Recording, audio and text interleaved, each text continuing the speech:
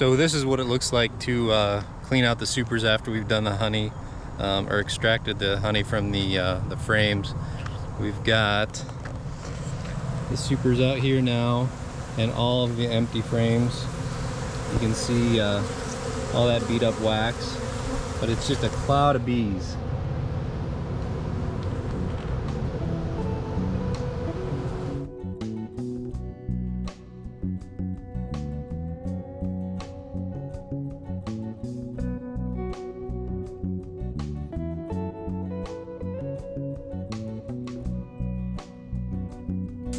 How do I pull it up? Oh.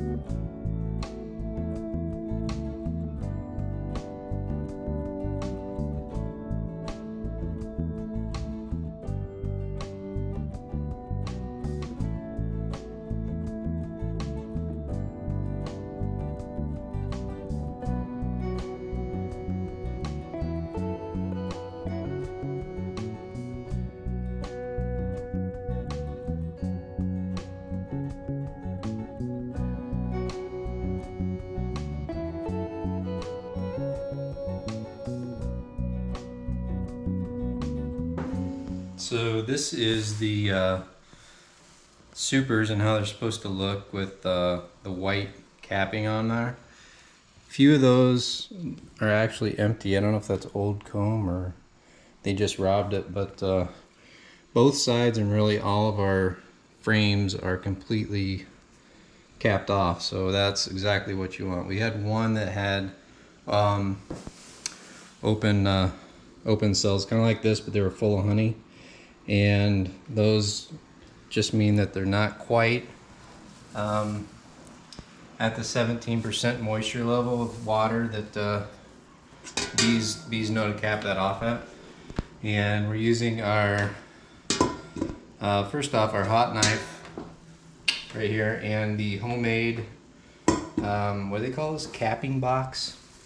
I don't know. Bill told us about this and it's a great idea. It's a container inside a container with the holes drilled in the first one, so it catches those caps that you'll see here in a second.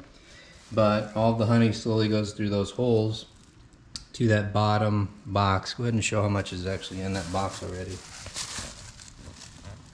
So we've got a lot of honey that otherwise would have been wasted and lost, and it's just a great idea to save as much as you can. So this hot knife is already really hot. And we're just going to quickly go down, and I'm not doing a great job here. This is usually Ann Rose's station, but this frame isn't completely built out like the other ones are, so like the other side's gonna be a lot easier. But ooh, it's a little slippery. So try to save as much wax so the bees can reuse that as you can, but also we don't have all day, so I'm gonna go ahead and open those up, just taking that top layer of wax that keeps everything from dripping out, take that off. And now it's free to flow out. So we'll do the same on this side. And it is a bit more proud of the frame, so this side will be a lot easier, hopefully. If I can get my technique down.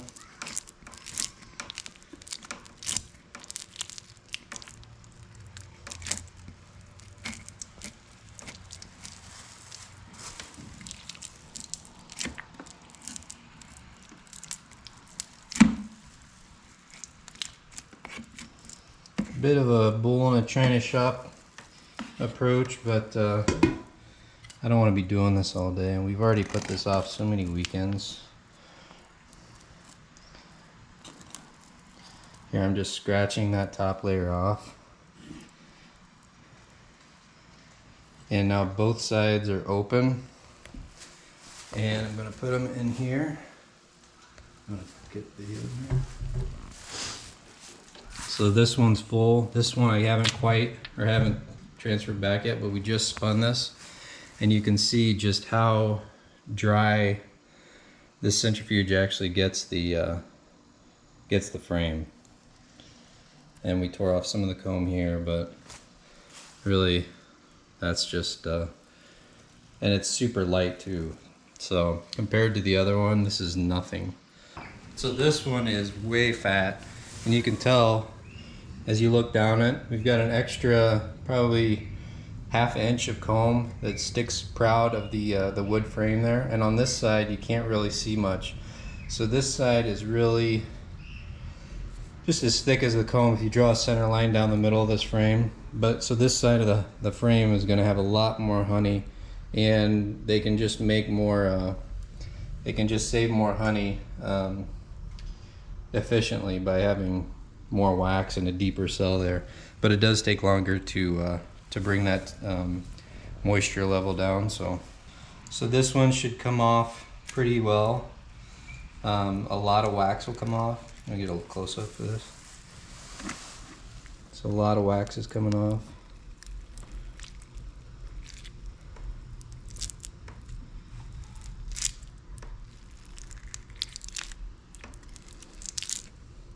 And you can see how much honey is coming off with that wax. So it's like you would be losing a ton of honey if you didn't have this capping box, I think you called it, which we have in the past. We've used it, but we've lost it, but we've saved the wax. So this way you can just save that honey. And after a summer of work, it's everybody's interest to save as much as they can. So if you look at our centrifuge, it's going to spin around and really push all that wax or all that honey to the sides and drip down. We don't want it to drip so high that we're actually touching anything that's moving, or else that'll really add a lot of air to the honey, which we don't want at all. So if you come down here, we're always draining the honey into a bucket, and it'll start pouring out when I start spinning this, but our bucket's actually too high, close to the centrifuge, to use our screen, so we'll screen this as an additional step, but normally we would try to screen it before it goes in the bucket. So we've already got one bucket. It's about 65 pounds, so we're 2 supers in now, and let's see how it goes.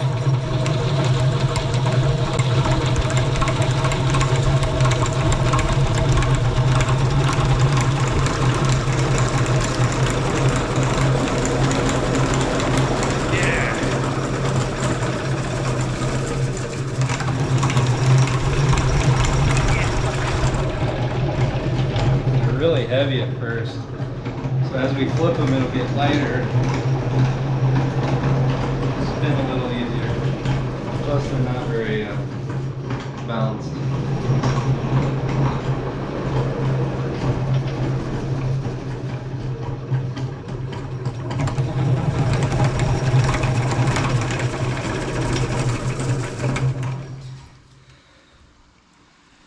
So I'll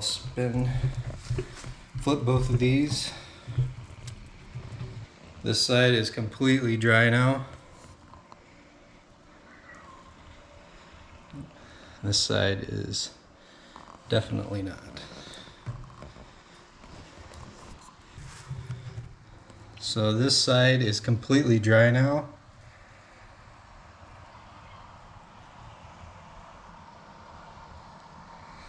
And this side is ready to spin.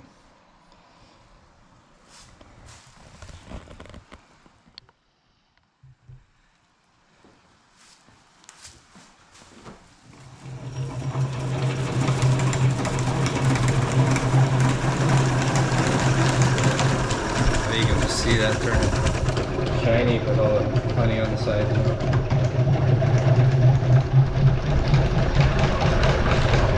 And it's empty now. I can feel it. It's not shaking, and it's a lot easier to spin.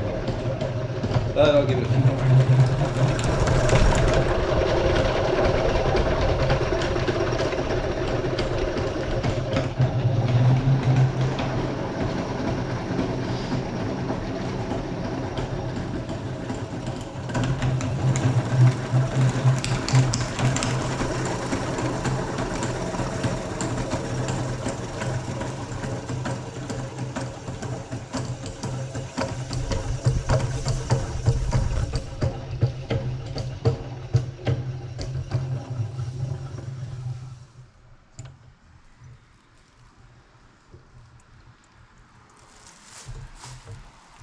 And now it's light enough to really carry with one hand, but you can just see how deep some of that comb is.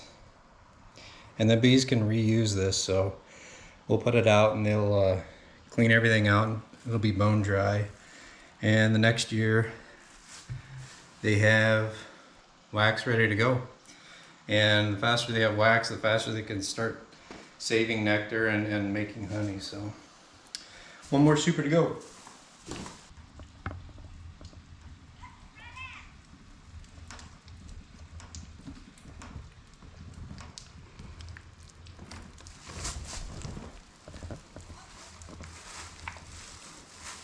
Should I cut it then? No, there's still honey at the bottom, I guess. Yeah, you can get whatever you need.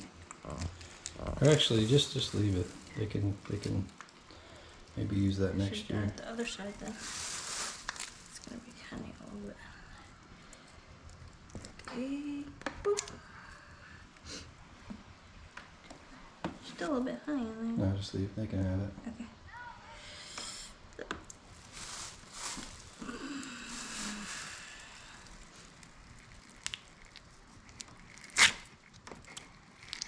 You think the whole thing's gonna roll off like that, and then it like slides out from under you.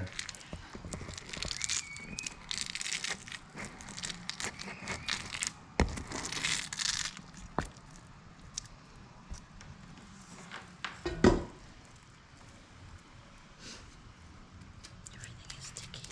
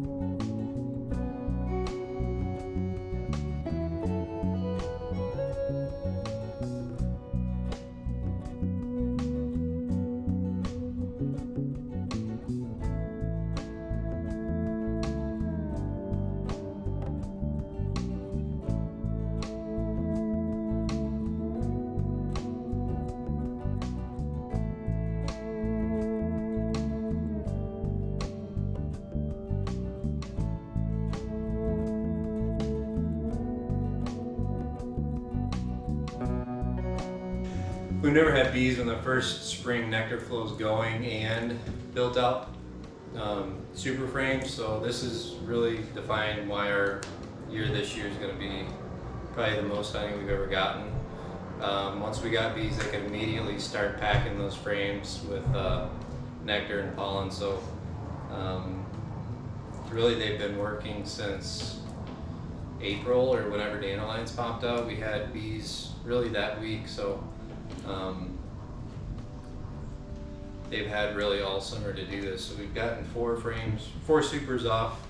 1, 2, 3, one more over there that we're working on, but we've got 4 more out there, so we've got to do this one more time, and we've already got 2 buckets about full and a lot in there, so we'll see how much that turns into.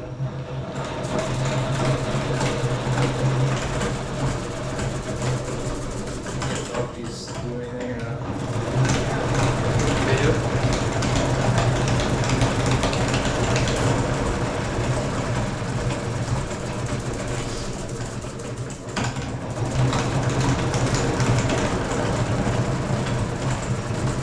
It's really nice on them.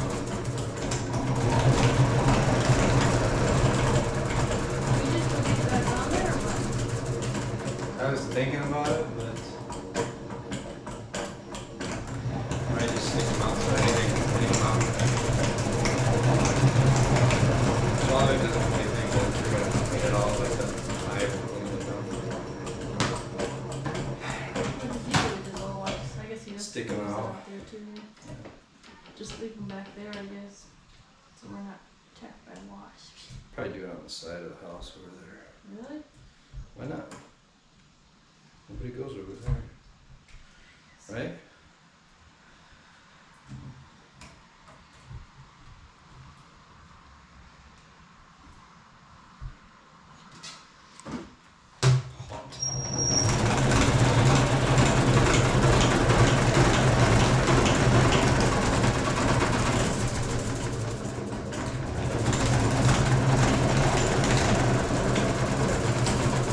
How many more to go? 4.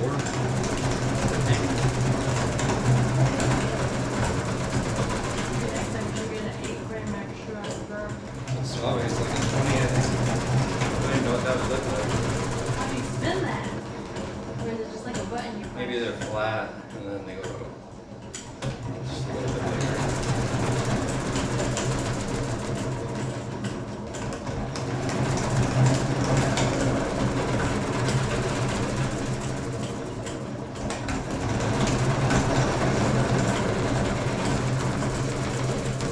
Remember we used to spin this so long that we didn't know how long it really took to get it all out. Give me another frame. Another good frame.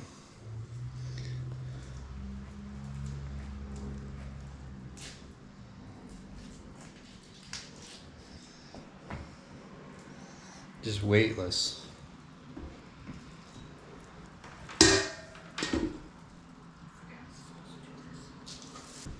Fatty. Look how lumpy that one is.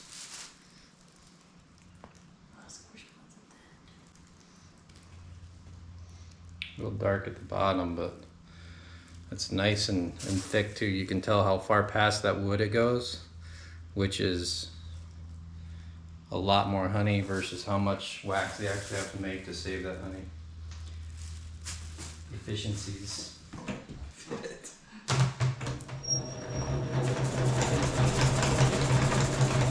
The heavy one, I can feel it.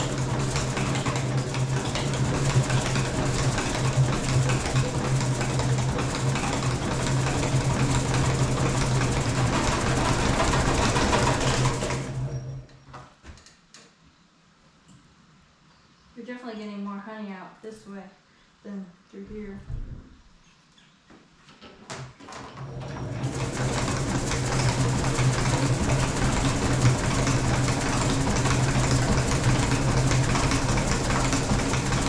Oh, that's heavy.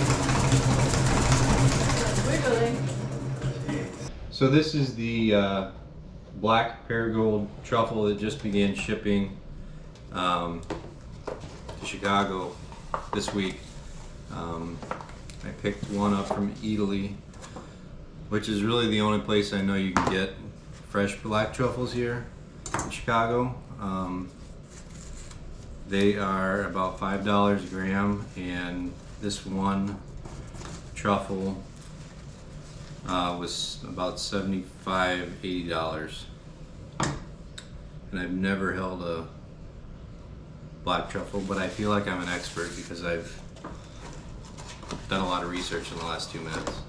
We're gonna do truffle honey here, and I should have got the mandolin slicer, but we're gonna go with the knife method without the mandolin and see what they look like inside.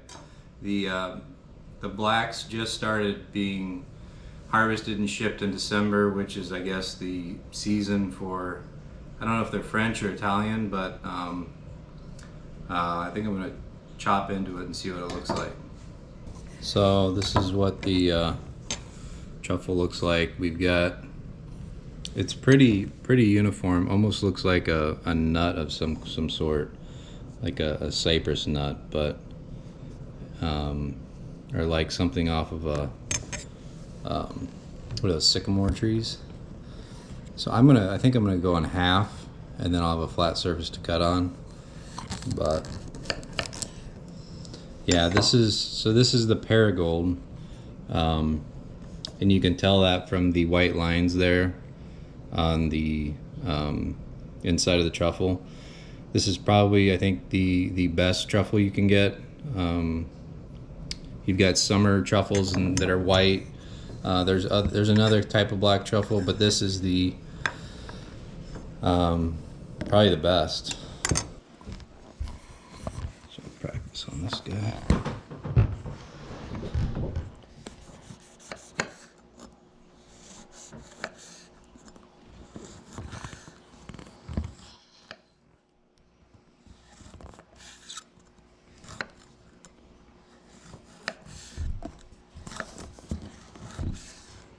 You can back up. You don't have to be that close then. It's blurry.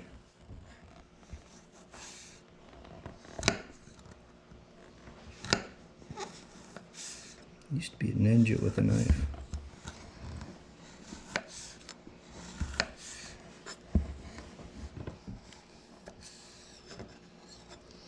So that is, I think we might just put big slices in. What do you think? One big like slice. one in each one? Yeah. And just see how it goes.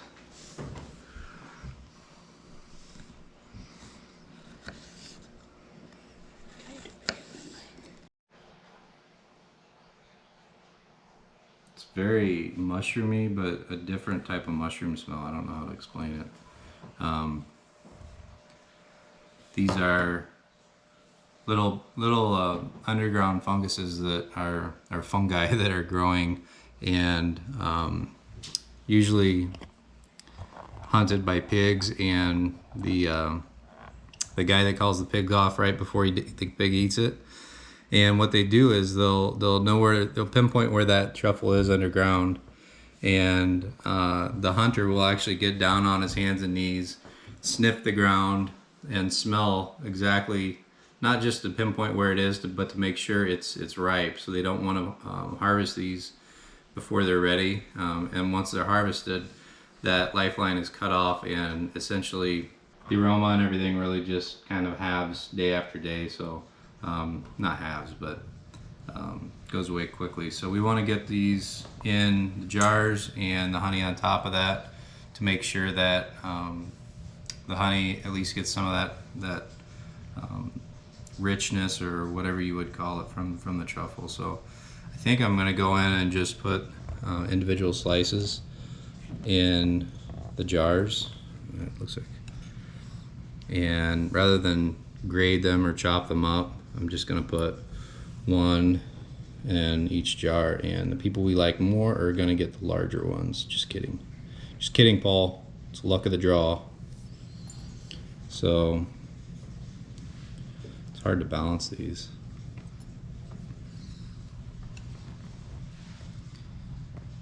I don't know if I should use my fingers or...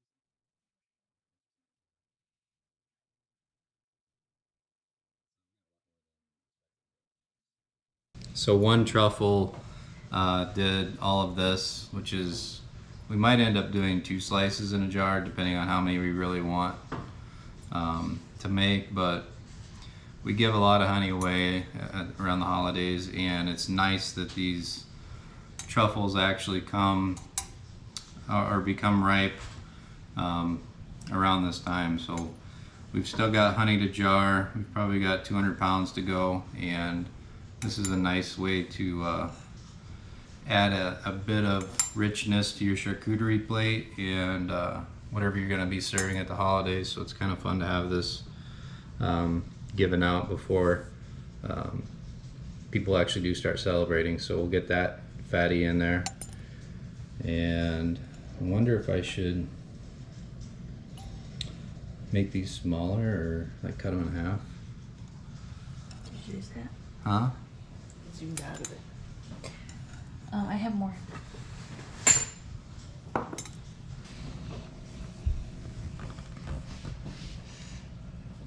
It smells like cheese. Yeah, it is like cheese.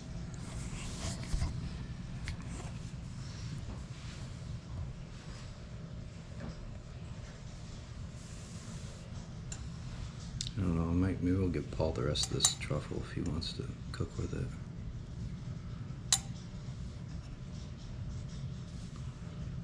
Or Mo might, if she's coming, she might be into. I think we'll give the rest of this to, we'll gift somebody this tomorrow maybe, and hopefully somebody can make something with the rest of the, that truffle, but we got a lot out of it, so I don't think we'll need more. I'm glad I didn't buy more than one. I've never paid $80 for a mushroom in my life, so. So now we just gotta put the honey in. And my work is done. That's up to Rose. I feel like it should have been on top. I kinda want it at the bottom, so Oh, yeah. I feel like it might Cheese even pull goes it up. to the top. But. Yeah. I guess the top won't infuse the bottom.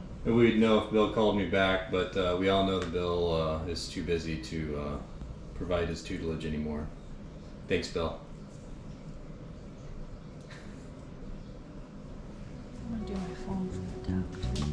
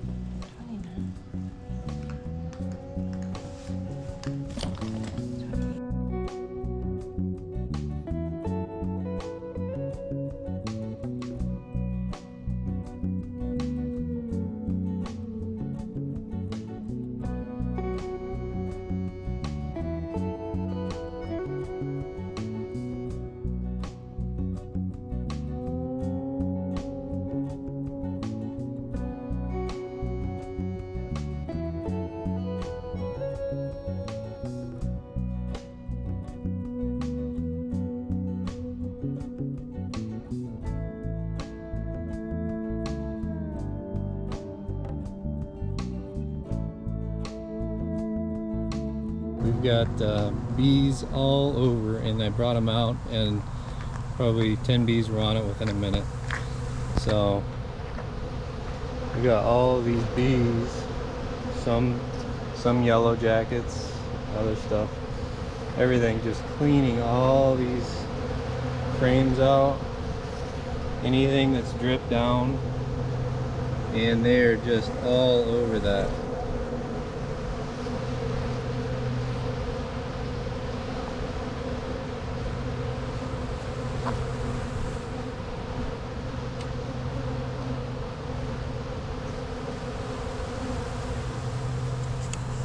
Yeah. And one's in my hair, I think. Maybe not.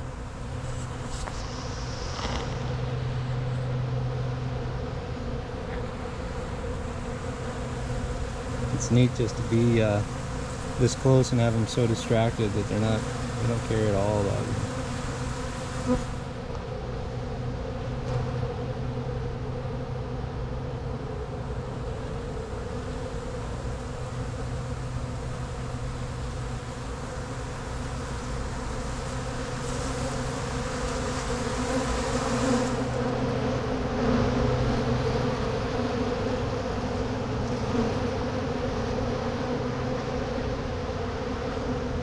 There's a really cool bee right there. I don't know what that is.